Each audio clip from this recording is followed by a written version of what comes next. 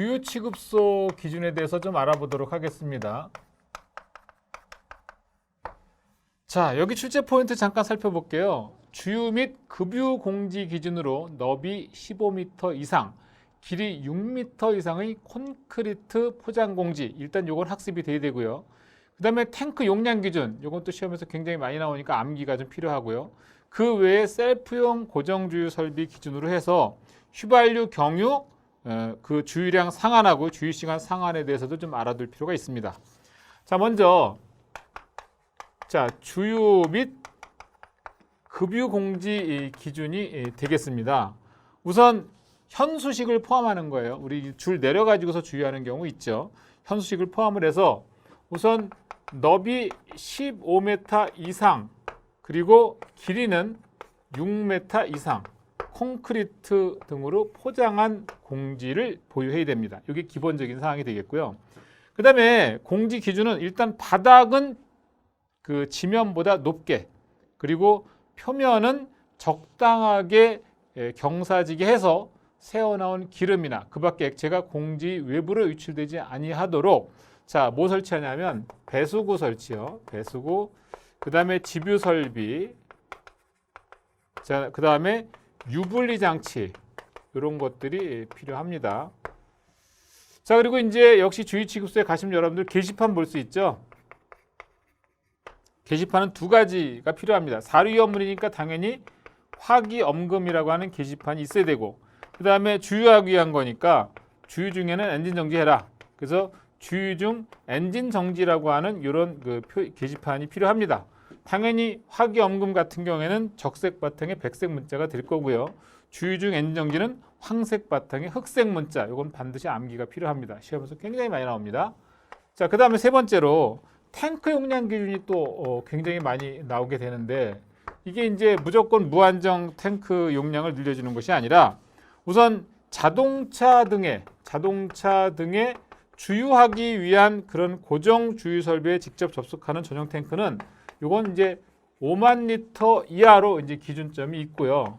자, 두 번째는 고정 급유 설비, 역시 고정 급유 설비인데 이 경우에도 5만 리터 이하로 돼 있고, 그다음에 이번에는 보일러예요.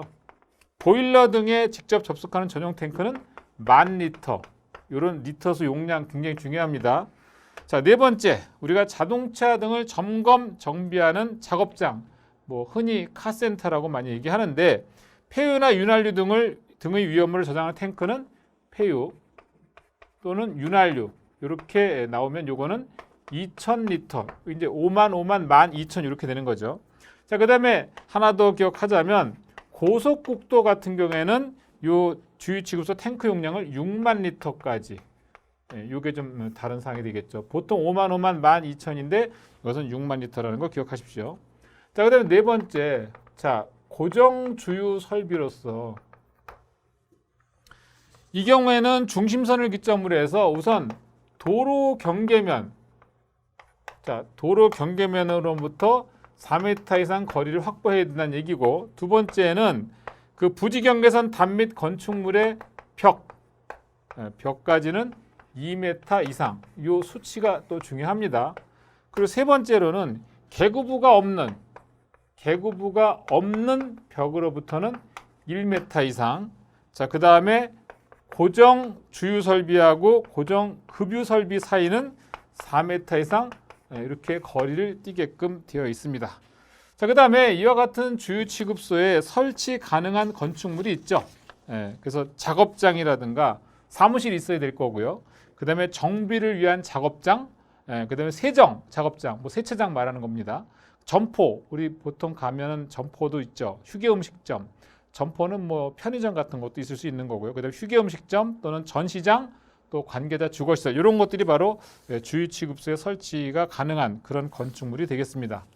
그 다음에 별도로 우리가 또 알아둬야 될 게 뭐냐면, 요즘 셀프 주유소 많은데 셀프용 고정 주유 설비 같은 경우에 일단 기준이 있어요. 뭐냐면 1회의 연속 주유량 및 주유시간 상한을 미리 설정할 수 있는 구조라야 되는데, 이때 휘발유 같은 경우에는 100리터 이하로, 경유 같은 경우에는 200리터 이하로 하고요.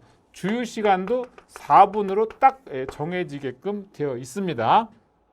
이건 이제 고정 주유 설비 얘기고, 그 다음에 고정 급유 설비 같은 경우에는 1회 역시 마찬가지로 연속 급유량이라든가 급유 시간의 상한을 미리 설정할 수 있는 구조라 해야 되는데, 이제 급유량 상한은 100리터 이하, 그 다음에 급유 시간은 6분 이하 이렇게 규정을 하고 있습니다. 자, 그다음에 주유 취급소에 가면 담이라든가 이제 벽 같은 게 있을 수 있는데 이 기준이 또 별도로 준비가 돼 있어요. 그래서 자동차 등이 출입하는 쪽 외의 부분에 있어서 높이 2m 이상의 내화구조 또는 불연제로의 담 또는 벽을 설치해야 되고요.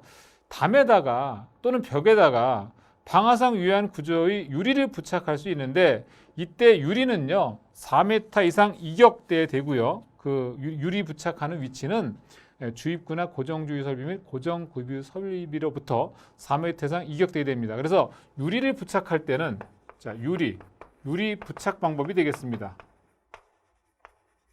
자, 유리를 부착할 때는 일단 주유 취급선의 지반면으로부터 70cm를 초과하는 부분에 한해서 유리를 부착할 수 있고, 하나의 유리판의 가로 길이는 2m 이내, 그 다음에 유리판의 테두리를 금속재의 구조물에 견고하게 고정하고 해당 구조물을 담 또는 벽에 견고하게 부착한다. 뭐 등등이 있어요. 근데 여기서 중요한 건 유리를 부착한다 그러면 전체 담이 얼마를 초과하면 안 되냐면 10분의 2를 초과하면 안 된다. 이게 좀 중요한 사항이 되겠습니다. 그래서 만약에 그 담이나 벽에다가 유리를 부착한다 그럴 때는 전체 담 또는 벽의 길이의 10분의 1을 초과하지 않도록 그렇게 하는 게 중요한 내용이 되겠습니다. 자, 이번에는 판매 취급소, 뭐 내용이 많지 않아서 판매 취급소를 같이 좀 설명을 드릴게요.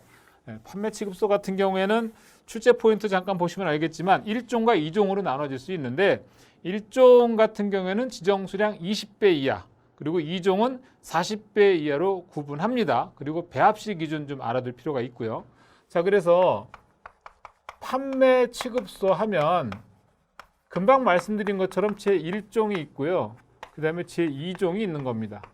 이 1종과 2종을 구분하는 방법은 지정 수량이 20배 이하다.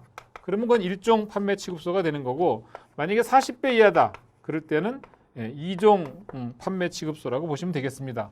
물론 이 1종하고 2종 구분하는 방법 당연히 기억해 두셔야 되고요. 그 다음에 판매 취급소에서 이 배합실 기준이 시험에서 꽤 많이 나와요. 배합실.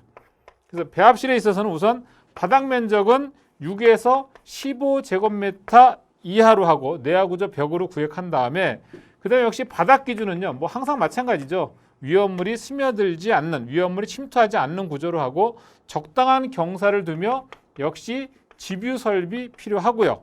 그 다음에 출입구는 갑종 방음을 설치합니다. 자, 그 다음에 턱의 높이인데 출입구 문턱의 높이는 0.1m 이상으로 하고, 내부에 체류한 가연성 증기 또는 가연성의 미분을 지붕 위로 방출하는 시설의 설치가 필요합니다. 이 중에 2종 판매 취급소에서 배합할 수 있는 위험물의 종류는 법에서 딱 명시가 되어 있습니다. 자, 그게 뭐냐면 황, 그리고 도료류, 그 다음에 인류 위험물 중에 염소산 염류, 그리고 염소산 염류를 함유하는 것, 뭐 이런 것들은 2종 판매 취급소에서 배합할 수 있다라는 얘기죠. 그래서 일단 기본적으로 이제 판매 취급소에 있어서는 1종과 2종을 구분할 수 있는 지정수량 20배 이하 또는 40배 이하 이렇게 보시고, 배합식 기준 이렇게 파악하시면 판매 취급소는 이 정도만 보시면 되겠습니다.